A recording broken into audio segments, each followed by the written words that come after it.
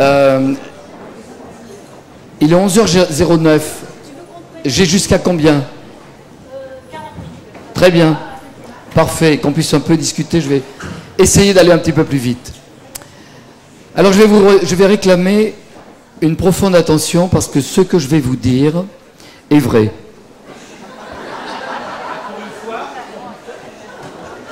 C'est peut-être la première fois dans ce colloque, ça fait 4 jours que vous êtes assis pour certains, ça fait 20 ans pour d'autres.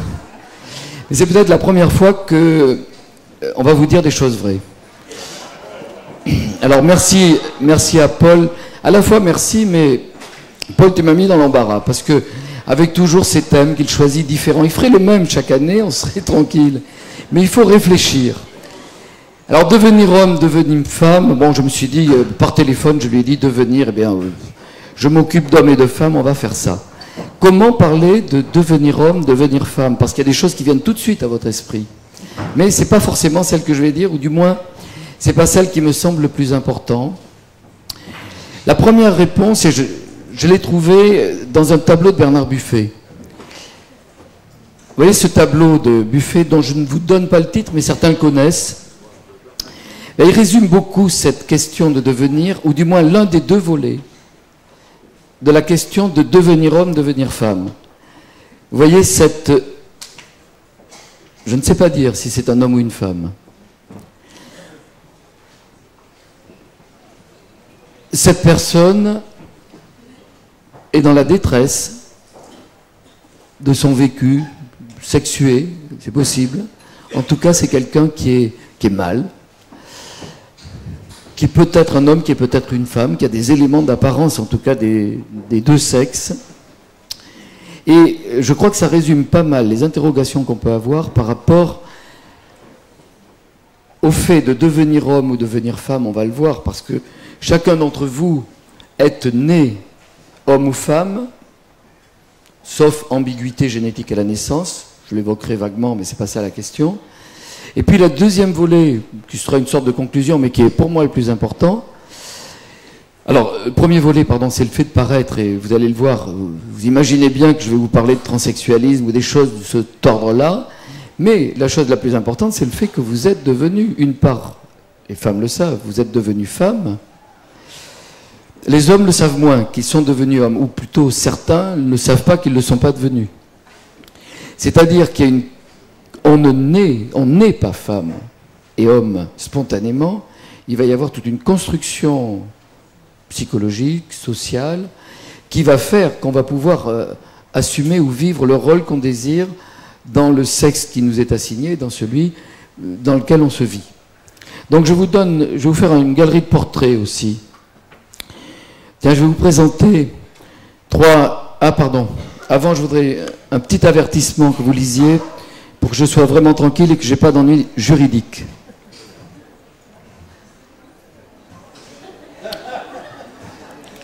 Bon, je vais vous présenter 3 jeunes femmes asiatiques indiennes, magnifiques. C'est d'ailleurs un concours de beauté, vous voyez, elles ont des couronnes. 3 occidentales, un peu moins jeunes. Une magnifique occidentale, Megan Fox, 29 ans. Un jeune homme américain d'origine asiatique, Thomas Beatty, 34 ans. C'est-à-dire que tous ces individus, les 6, 7, 8 que je viens de vous présenter, nous interrogent sur être, naître, paraître. Alors, je vous assure que je ne l'ai pas fait exprès. J'ai écrit ça, le logiciel m'a mis des accents circonflexes. C'est une sorte d'œuvre d'art. J'ai trouvé que c'était très beau. Je n'ai pas fait exprès.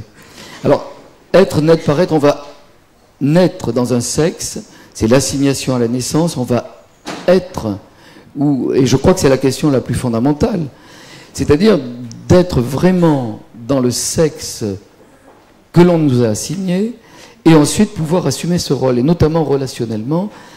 La majorité, la très grande majorité des humains, et en tout cas actuels, vivent plutôt en couple, et comment assumer notre identité sexuée avec un autre être qui a lui-même une identité sexuée. Et toute la question sera souvent sinon d'être, de paraître, et on va voir de quelle façon la question va se poser. Il existe au moins 4 sexes, vous le savez. Le sexe génétique, c'est celui que nous avons à la naissance. Alors, la très grande majorité ici, plus de 99%, ont un sexe qui correspond à leur apparence. C'est-à-dire que les hommes et les femmes n'ont pas les mêmes paires chromosomiques. Vous savez que vous avez, mesdames, 2 chromosomes X, en général. Nous n'en avons qu'un. Nous sommes très inférieurs à vous. Nous n'en avons qu'un. Nous avons un Y. Mais cet Y est ridicule. Il est d'une toute petite taille, alors que ce X est monumental, magnifique. Si vous regardez votre paire de X, eh bien, je peux vous assurer, c'est magnifique. Non, parce qu'il y en a qui m'ont accusé de sexisme. Je suis un homme féministe. Vous avez des très beaux chromosomes, mesdames, et vous êtes beaucoup plus nombreuses d'ailleurs que nous ici. C'est-à-dire qu'il y a beaucoup moins d'Y dans cette salle que d'X. Il y a 3 fois, 4 fois moins d'Y, puisque nous en portons un et vous en portez 2. Le sexe phénotypique, c'est le sexe anatomique, c'est-à-dire le sexe par lequel on vous a reconnu homme ou femme à la naissance. En général, ça se traduit par qui a un pénis et homme, qui n'a pas de pénis et femme. Quelques ambiguïtés, mais je ne veux pas trop y venir là-dessus. Le sexe social, ce qu'on appelle le genre en français, c'est mal foutu parce que, vous savez, on serait d'un mauvais genre. On ne peut pas utiliser le terme. Alors, aux États-Unis, c'est très simple. Aujourd'hui, ça est dominé par ce qu'on appelle les gender studies, qui sont les études de genre, mais on ne peut même pas le traduire en français. C'est-à-dire qu'en français, on a toute une ambiguïté. On parle de sexe, là où il faudrait parler de genre. Et le genre, c'est-à-dire le sexe social, c'est le sexe dans lequel vous apparaissez.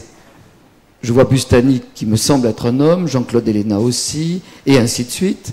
Et puis, il y a des femmes au premier rang. Kate me paraît être une femme, mais je ne connais pas son cariotype, je n'ai jamais vu ses chromosomes. Et elle doit avoir une belle paire d'X. Le sexe psychique, c'est celui dans lequel on se sent. Moi, personnellement, je ne sais rien de mes chromosomes, parce que je n'ai jamais fait de cariotype. Je sais que j'ai un pénis, mais je me sens surtout vachement mec.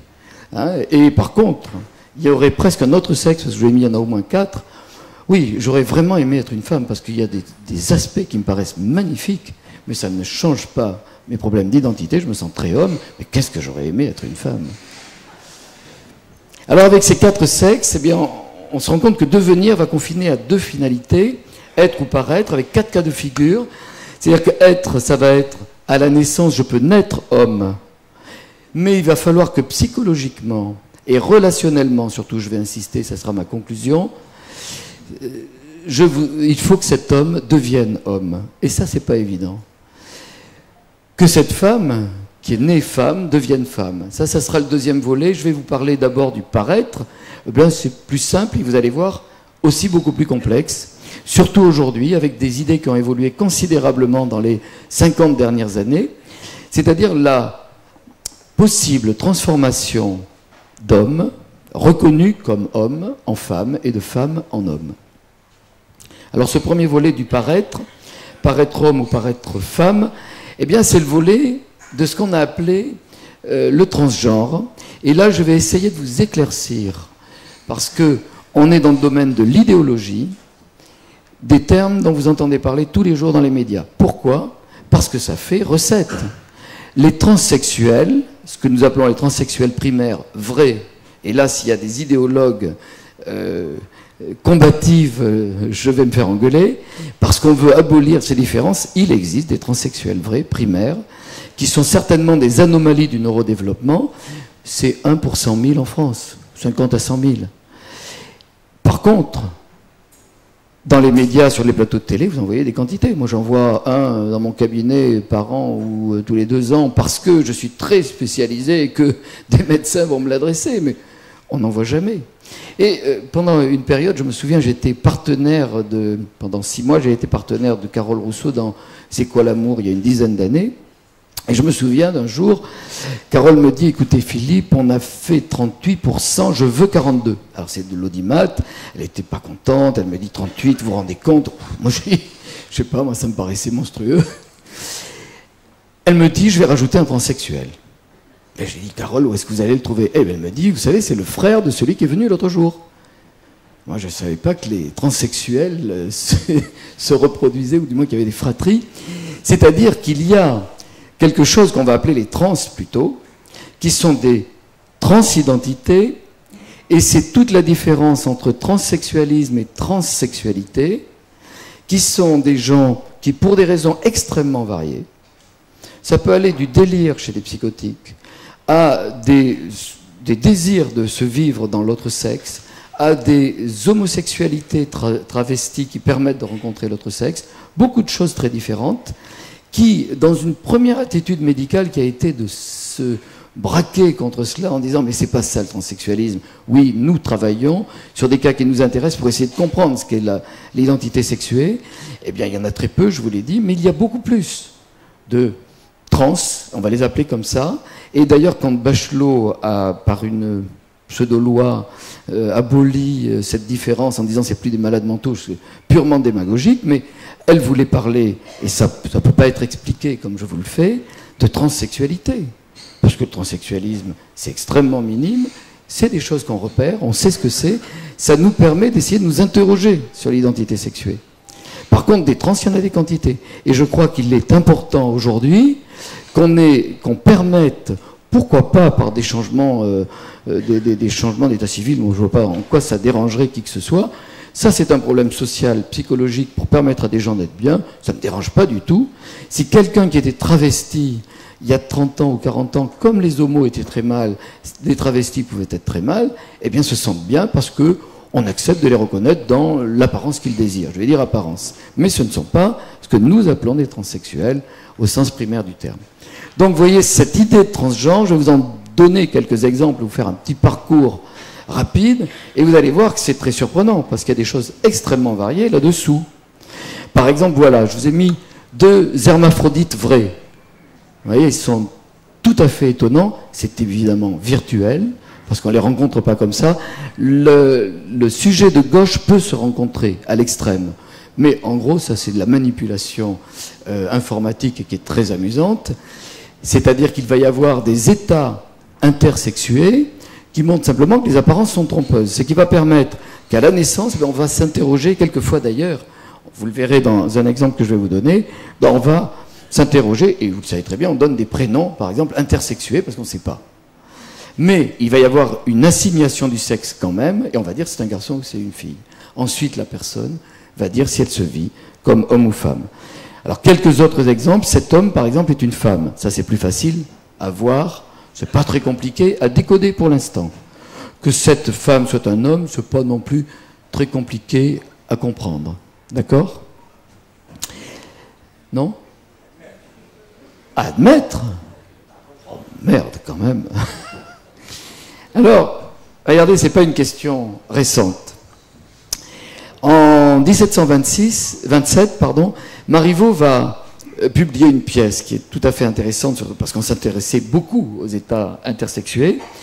Et au départ, il le publie sans nom d'auteur. C'est pas évident, même si on sait que c'est Marivaux, mais c'est pas écrit. Et ce qui est très drôle, je l'ai vu après en faisant cela, elle paraît en 1727, et il ne peut pas s'agir du Chevalier d'Éon. Donc il y a beaucoup d'autres cas, pour une raison simple, c'est que le Chevalier d'Éon naît en 1728. Voici le Chevalier d'Éon. Vous le voyez à gauche en femme, à droite en homme. Il a séduit l'Europe entière sous des aspects différents. Son histoire est extraordinaire. Je m'y arrête 5 minutes. 5 minutes parce que moi-même, elle m'a étonné. Je la connaissais comme vous la connaissez, on ne la connaît pas dans le détail. Regardez, en 1728, alors il me faut des notes parce que vous allez voir, c'est compliqué. Louis d'Éon de Beaumont, qui était directeur des domaines du roi, et Françoise de Charenton, son épouse, ont un fils. Comment l'appelle-t-il? Vous savez, c'est une devinette. Alors là, je vous le donne en 1000. Vous ne pouvez pas le trouver. Écoutez, il est baptisé Charles, Geneviève, Louise, Auguste, André, Timothée, d'Éon de Beaumont. Vous vous demandez pourquoi lui a-t-on donné 3 prénoms féminins et 3 prénoms masculins? Là, la solution, elle n'est pas encore là, vous allez voir.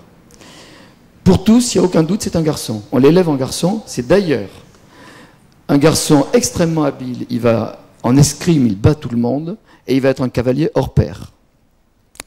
Il fait du droit, il est avocat au Parlement en 1750, il est expert en escrime, et en 1755, il a 25 ans, quelque chose comme ça, Louis de Bourbon-Conti le charge d'une mission secrète vers la tsarine de Russie, Catherine, et vous savez, Catherine, comme elle était en plus mangeuse d'hommes, mais pour quelle raison? Conti lui dit que pour cette mission dans laquelle, en fait, on cherche une alliance avec la Russie. Et donc, ils envoient un émissaire secret. Et bien, il lui demande de se déguiser en femme. Alors, pour quelle raison? Conti lui propose de se travestir, et donc, il part en mission secrète, près de la tsarine, et il s'appelle à ce moment-là, vous voyez, je cherche le terme, parce que je ne l'ai plus, décide de travestir Réon, et il appelle mademoiselle Lia de Beaumont. Et donc Lia de Beaumont arrive vers la tsarine, devient une de ses demoiselles de cour et devient sa lectrice. Elle séduit tellement la tsarine que les accords avec la France se font. Il revient en France, tout le monde est surpris. Comment ce type est arrivé à être aussi fidèlement une femme que personne en Russie ni nulle part s'en est aperçu, et commencent des spéculations. Pendant une dizaine d'années, il va traverser l'Europe et on le voit en s'habillant en homme ou en femme. Donc on voit qu'il y a une identité pour lui, il ne peut pas rester dans sa peau d'homme ou de femme, on va dire comme ça. Au point où les Anglais, vous savez quel est le vice particulier des Anglais, c'est le pari. Les Anglais vont parier sur le sexe d'Éon. Et au point, donc en 1770, que le montant des paris atteint la somme de 300 000 livres sterling, de paris sur son sexe. C'est un homme, c'est une femme. Et là, ça gêne beaucoup la cour de France, et Louis XV lui somme de révéler publiquement, et lui dit c'est pas possible. Et Déon dit, je suis une femme. À ce moment-là, Louis XV va lui interdire de s'habiller en homme. Déon est très mal. Il va faire des suppliques. Il revient à la charge plusieurs fois. Louis XV est intraitable, et à la mort de Louis XV, il repart à la charge avec Louis XVI. On lui refuse toujours. Et il va être extrêmement mal, il part en exil en Angleterre, c'est une sorte de vieille lady, très mal dans sa peau. Il va mourir en femme.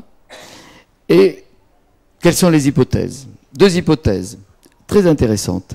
On s'est demandé si son père, qui était lassé de ne pas avoir de fils, avait voulu transformer une de ses filles pour que le nom ne s'éteigne pas, et l'élevant en garçon pour en faire un garçon.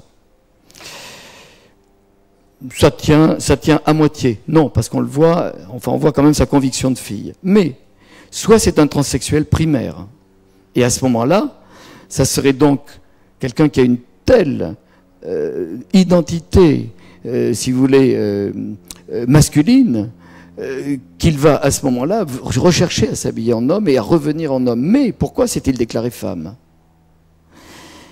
La chose est étonnante parce qu'en 1810, où il meurt, sa toilette funéraire révèle qu'il est un homme. Je n'ai pas de solution sur le chevalier d'Éon, mais ça vous montre la complexité de cet homme qui, heureusement aujourd'hui, aurait pu être accepté dans des identités qui seraient les siennes. Alors, voilà, Jean me dit, mais il y a un problème de voix, mais on n'a pas d'enregistrement de la voix. La pomme d'Adam, oui, mais tu sais, je vais vous montrer comment on va mieux distinguer les hommes et les femmes, et vous allez voir que la question, vous voyez, se complexifie. Quel est ce très beau jeune homme romantique? Si. Il s'appelle Aurore, vous le savez. Aurore Dupin, vous l'avez à droite, c'est une femme magnifique, remarquable. Ça, c'est une caricature d'elle-même, où elle fait cite soi-même, où elle se caricature, fumant la pipe, en mec. Mais ça, c'est pas la même chose du tout. George Sand n'est pas un travesti, c'est une femme avec une affirmation sociale. Je dirais pas féministe, elle en fait partie, mais c'est une affirmation sociale. J'existe en tant que femme, de cette façon, la façon dont je veux être, c'est totalement une femme. C'est l'amante de Musset, il en sera malade quand elle l'a quitté. Quand elle l'a quitté, ça sera la femme de George Sand, ça sera la femme de Chopin. Donc vous voyez, on est encore dans quelque chose de différent. Et cette mère, plutôt virile, assez authentique, documentée, Elle porte un nom, cette mère virile, elle s'appelle Maria Ribera Vázquez y Gómez. Et vous avez son mari qui est derrière. On est en 1698. C'est certainement une anomalie hormonale, des ovaires polykystiques, bon, peu importe. Ça, mais voyez qu'on est déjà dans des choses compliquées, d'individus qui sont devenus quelque chose.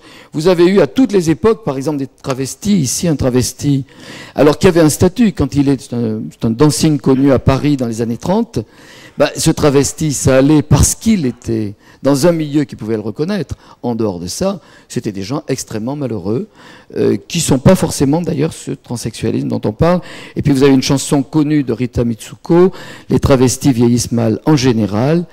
C'est ici extraordinaire avec ce personnage qui était connu à Long, qui est le célèbre vieux carré, qui est en fait, c'est un homme travesti en femme, mais qui a passé sa vie en femme. Donc c'est un exemple qui nous étonne. Vous avez, d'un autre côté, les eunuques. Ces eunuques, pourquoi je les mentionne? Parce que ce sont, vous savez, ce sont des sectes d'eunuques dans lesquelles les enfants sont castrés extrêmement tôt, dans la petite enfance. Et donc, c'est pas un choix. Et c'est tout à fait récemment que cet État du Tamil Nadu en Inde les a reconnus comme hommes et pas comme eunuques. Mais par contre, eux se vivent comme asexués. Hein. Mais même dans un pays, on voit que les avancées que nous avons, qui sont beaucoup plus complexes ici en Occident, même dans un pays comme l'Inde, a amené un État à reconnaître des États transsexués, et du moins, moi je crois que c'est la reconnaissance d'une identité. Ils sont un individu, ils ne sont pas un sans sexe, voilà. Question très importante. Là je vais demander pendant un tout petit instant, mais enfin, je ne crois pas qu'il y ait de boules caisses dans la salle, mais il y a beaucoup plus de femmes que d'hommes, je crois. Ouais. Si vous pouvez, et beaucoup sont peut-être la compagne de l'individu qui est à côté d'eux. Donc je vous demanderai de ne pas entendre tout ce que je vais dire, parce que c'est des conseils aux hommes que je vais donner. C'est-à-dire qu'une majorité de trans ont une apparence féminine. Quand je parle de trans, c'est de transsexuel au sens populaire du terme, parce que dans les transsexualismes vrais, c'est l'inverse. C'est une très grande majorité de changements dans l'autre sens. Mais certains s'y font prendre. Alors ça, n'écoutez pas, c'est juste aux hommes que je parle. Par exemple, cette jeune fille magnifique, Andrea Albertino, elle a 21 ans. En fait, elle s'appelle André Luis Ribeiro Albertin. Est-ce que vous savez qui c'est? Ben oui, c'est-à-dire que c'est Ronaldo qui s'est fait avoir. Et que ça a fait toute une histoire dans les médias que vous n'avez pas assez suivi. C'est-à-dire que, attention, et c'est pour ça que je suis sérieux là, ne vous faites pas avoir, parce que tout homme que vous êtes ici, n'écoutez pas l'autre moitié, une femme peut cacher un homme. Alors, un conseil, toujours pareil, vous pouvez, est-ce qu'il y a des femmes, peut-être, qui peuvent fermer les yeux pendant les 2 minutes? Fermez les yeux, parce que vraiment, c'est pas à vous que je m'adresse. Regardez, à quoi reconnaître un homme, hein, lorsque nous avons une rencontre intime? Alors, c'est pas la chevelure, non. Non, pas la chevelure. Ce n'est pas non plus à la culotte. Le conseil, c'est que c'est essentiellement à la pilosité. Je m'adresse à Claude Gudin, qui est le spécialiste du poil. C'est à la pilosité qu'on reconnaît l'homme, c'est-à-dire à l'imprégnation en hormones de testostérone. Donc, soyez très vigilants, parce que dans la suite de ce que je vais vous montrer, vous allez voir que c'est extrêmement difficile de faire la différence. À quoi que reconnaître une femme? Eh bien oui. Caster Semenya, vous savez, cette coureuse de fond sud-africaine, vraisemblablement Klinefelter, elle a été déclassée. Yvonne Buchbaum, perchiste, là elle a été déclassée aussi, 6e au jeu de Sydney en 2002. Vous pouvez faire votre choix. C'est vrai que la jeune femme de gauche a plus d'attrait féminin, mais enfin bon, chacun va choisir. Et j'ai même prévu pour vous, mesdames, un objet de désir, Michael, transsexuel, homme, 22 ans. Et vous voyez un petit peu, alors tu vas me dire que c'est une opération qui n'a pas été très bien faite, on voit un petit peu la chirurgie mammaire, mais je crois que ce jeune garçon est très attirant. Encore une fois, faites attention. Pascal, par exemple, 42 ans, c'est un biker connu, tatoué, percé, est une femme. D'ailleurs, il se dit femme fatale. C'est impressionnant. Alors, de l'autre côté, ça c'est extraordinaire, les plus belles femmes dans des concours de beauté sont des hommes, c'est évident, on le sait. Kareena Kapoor, 25 ans, a été élue plus beau transsexuel d'Inde, mais elle est somptueuse. Là, on est dans des transsexuels qui désirent garder leur identité. René-Paul Henry, on voit très bien qu'il est transsexuel, qu'il a une masculinité, il a gardé son nom. Et ce n'est pas forcément une revendication identitaire. Maya est argentine, c'est une très belle femme. Alors, dans l'autre sens, c'est beaucoup plus compliqué. Jackie a du mal quand même à ce que nous le reconnaissions totalement comme un homme. Megan Fox, vous verriez, alors le bas, je ne sais pas où le montrer, c'est somptueux. C'est une femme magnifique, c'est un homme, évidemment, transsexuel, ben, c'est un homme. Mais son corps est d'une beauté magnifique. Nick Lalonde, avant sa transformation, j'ai suivi pas mal de transsexuels comme ça, et certains qui sont épanouis, s'appelait Véronique, à 19 ans, et il est un jeune garçon très magnifique. Pareil, dans le cadre concours de beauté, Patricia a été élue Miss Brésil, c'est un homme. Elle est magnifique. Ça, c'est très amusant. Richard Ward, en fait, Sarah West n'a pas pu changer son identité. Elle a pu gagner un procès contre United parce que, arrivant à l'aéroport avec un passeport masculin, ils n'ont pas voulu la croire, parce que cette femme est assez belle. Ils n'ont pas voulu, elle est arrivée comme ça. Ils l'ont obligée à s'habiller en homme pour le vol. Elle a gagné son procès.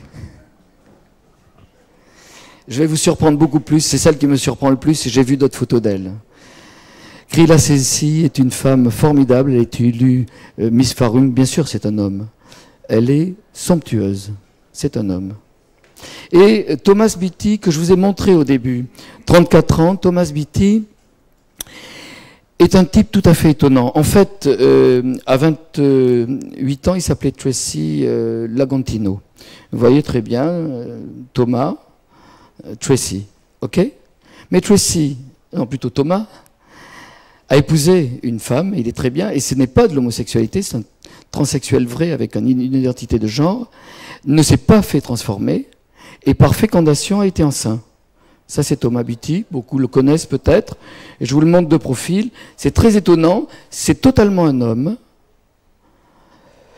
qui est né femme, qui a eu un enfant avec sa compagne par insémination, puisque c'est une femme avec qui il vit, mais qui est très heureux d'avoir été mère et père, parce que lui est un homme.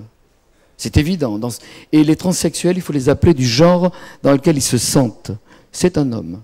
Thomas est un homme merveilleux, dit sa femme. Ça vous fait réfléchir. Alors je passe sur les caricatures. Là, les caricatures, je n'en parlerai pas. Et justement, là, on est dans le cliché. Mais c'est vrai que ça se rajoute aux trans, à toute cette catégorie, qui fait qu'aujourd'hui, il y a une transrévolution que je trouve très intéressante. Il faut, au-delà des tableaux cliniques que nous connaissons, ben, il faut que l'on puisse accepter, je crois, les identités différentes. Et on s'en fout s'il y a des cariotypes dans un sens ou dans un autre. Que nous aidions, par contre, les transsexuels vrais dans des choses extraordinaires dans lesquelles on va les opérer, les transformer, oui. Et on va voir quelque chose d'extraordinaire avec eux. Parce que dès les premières injections d'hormones, on le voit très bien, ils sont transformés. Leur suicide s'arrête. Ils sont extraordinairement... Moi, j'en ai vu des miracles. Le deuxième volet, ça sera à la fois ma conclusion, mais c'est le plus important que je voulais vous dire. Tout le reste, c'est intéressant, mais c'est anecdotique. Qui est transsexuel dans la salle? Si. Non, j'avais vu hier. Florence n'est pas là. Boris n'est pas encore arrivé. Comment elle s'appelait? Titou. Elle n'est pas là. Titou, la coiffeuse de Florence Cyrulnik. Titou est transsexuelle, mais elle était dans la salle, hein, hier en tout cas. Mais être homme ou être femme, c'est encore autre chose. C'est-à-dire que vous, tous, y êtes passés, peut-être passés, pas encore passés. Vous le savez ou vous ne le savez pas? Alors, c'est la phrase, vous savez, de la première phrase du deuxième volume du deuxième sexe. Et quand je dis ça, c'est un truc très précis. Et j'incite surtout tous les hommes à lire le deuxième sexe. Il y a 2 volumes. Parce qu'il y en a qui en ont lu que le premier. Et pour vivre avec une femme, il faut lire les 2. Cette phrase est intéressante, mais elle dépasse ce que dit Beauvoir. Beauvoir elle-même a transcendé, je ne peux pas vous raconter sa vie, mais qui a amené à ce qu'elle devienne femme dans tous les sens, à la fois politique dans son affirmation, mais elle va être très vraie dans des dimensions qu'elle n'a pas prévues, c'est-à-dire sur le plan intime, érotique. De l'intimité à deux, c'est totalement vrai. Et d'ailleurs, une grande part des femmes qui ont des difficultés dans l'intimité et dans l'érotisme ne savent pas qu'on devient femme, parce qu'elles pensent qu'elles sont femmes, parce qu'elles sont nées femmes. La majorité des femmes ici qui sont femmes, qui sont devenues femmes, ben, le savent, parce que ce que je dis leur parle. Malheureusement, il y en a à qui ça ne parle pas. C'est compliqué. Je passe ma vie à voir des femmes depuis 30 ans, c'est uniquement pour ça que je le sais. Dans ma vie personnelle, je ne l'ai pas plus compris que vous, hommes. Qu'est-ce que c'est que devenir femme? Vous savez, cette injonction d'une grand-mère ou d'une mère, tu es maintenant une femme, ma fille. Alors au 19e siècle, c'était, au 19e, 20e, c'était les premières règles, le mariage, le premier rapport, t'es devenue femme. Aujourd'hui, c'est vraiment pas ça qui fait une femme. Avoir un premier rapport sexuel, des règles. Non. Aujourd'hui, c'est compliqué. Devenir femme, c'est certainement exister en tant que sujet. Je ne l'ai pas mis. C'est avoir une vie libre, épanouie, une sexualité autonome. Là, je dis sexualité autonome parce que je passe ma vie à voir des femmes qui sont malheureuses de ne pas être femmes, qui ne sont pas construites parce qu'on ne leur a pas dit qu'il fallait devenir femme. Et souvent, pour certaines, c'est très difficile non pas de revenir en arrière, mais d'arriver à leur permettre de devenir femme. Mais c'est l'autre volet sur lequel je termine et j'insiste pour les hommes qui sont là exactement dans les temps. Alors tu vois, c'est une affirmation personnelle, mais qu'il faut dire, on n'est pas homme, on le devient. Que j'avais d'ailleurs insisté dans le livre que j'avais écrit sur les violences ordinaires, mais les trois quarts des hommes ne pensent pas qu'on doit devenir homme. D'ailleurs, la phrase masculine la plus fréquente dans des conflits de couple, ça va être « moi je suis comme ça, j'y peux rien ». Mais j'ai jamais vu une femme, je ne vois pas. Parce qu'une femme a progressivement compris qu'elle se transformait. Elle a eu des tas d'états, les règles, tout ça. Les hommes ne voient pas, ils n'ont pas de règles. Si, j'en vois quelques-uns, mais je ne vais pas vous raconter. Par contre, ces hommes qui sont violents, qui sont compliqués dans leurs relations, ils n'ont pas compris qu'il fallait devenir aujourd'hui homme pour pouvoir vivre avec une femme. Ce n'était pas le cas autrefois, on ne se posait pas de questions. Puis c'était la femme qui s'adaptait. Aujourd'hui, c'est nous qui avons à essayer de comprendre, c'est-à-dire à devenir homme, parce que nous ne le sommes pas devenus, et que la majorité des femmes le sont devenues. Alors on le devient comment? Autrefois, c'était puberté, mariage, assumer de l'autorité. Okay? Aujourd'hui, ça serait être un sujet désirant, avoir conscience de soi, pas facile, avoir conscience de l'autre dans la relation intime à l'autre. Ça, c'est très compliqué, et ça nous donne sur une conclusion, si vous voulez, ce que je voudrais vous dire pour devenir homme ou femme. Alors c'est des conseils, mais ils sont bien compliqués. La naissance au monde, on l'a sensoriellement lorsqu'on vient au monde.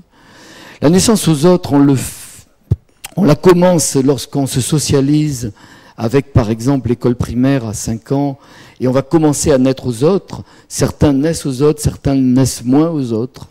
La naissance à soi-même, c'est compliqué. Il y a une part d'entre vous qui ne sont pas nés à eux-mêmes. C'est évident, et je n'accuse personne. Moi, pendant longtemps, je sais que je n'étais pas né à moi. C'est évident. Aujourd'hui, j'ai la vieillesse, vous savez, je suis dans la tranche des 80 ans. Bah, je suis dans la tranche des 60-80. Eh bien, la naissance à moi-même, là, je pense y être arrivé. La naissance au sexe, c'est pareil. Alors, j'ai témoigné aussi. Pendant très longtemps, je ne suis jamais né au sexe. Très compliqué. Mais le problème, c'est quand on ne le sait pas, on ne sait pas qu'on n'y est pas né. C'est-à-dire à quelque chose qui est la dimension humaine de la sexualité, c'est l'érotisme. C'est-à-dire, ça, c'est pas la même chose. Entrer, pénétrer, éjaculer, ça, c'était les critères pour ne pas être impuissant au XVIIIe siècle. Donc c'est quelque chose d'autre. Et surtout, la dernière et le dernier conseil, je m'arrête là, c'est la naissance à l'autre. Et ça, c'est très compliqué pour nous, les hommes, parce qu'on ne nous a pas appris ça. C'est-à-dire qu'il va falloir essayer de comprendre la relation à l'autre. Et c'est très compliqué parce que nous utilisons les mêmes termes avec des représentations différentes. Mais les femmes comprennent mieux nos représentations que nous comprenons les autres, parce qu'elles sont nées dans des représentations masculines depuis l'enfance, et nous avons peu accès à leur monde. Donc la naissance à l'autre, c'est aussi d'essayer d'accéder à l'imaginaire de l'autre. C'est d'ailleurs ce que l'on cherche tous, c'est à essayer de ne pas vivre seul, c'est-à-dire vivre avec un autre. Eh bien, ça va être d'essayer de partager un imaginaire commun. C'est peut-être ça, devenir homme, par exemple. Merci de votre attention.